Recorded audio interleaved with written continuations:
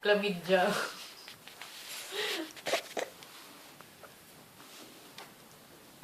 Namatay ang cellphone. Nag-drive. Ang iya nga, di ba si Mel to, ang bukid man to siya ga?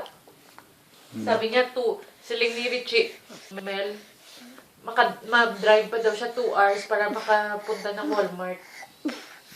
2 hours? 2 hours. As in, ano talaga siya, center ng bukid. Grabe naman. Yan, mabuti pa kayo dyan.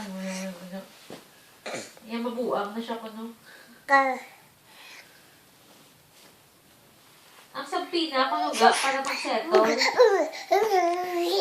May friend din daw siya na, nag-email na lang sa MedPro na gusto mag-breach yung contract. Okay man daw. Nag-reason out na lang siya. Magkano binayaran? Tapos mag-settle lang kung paano bayaran.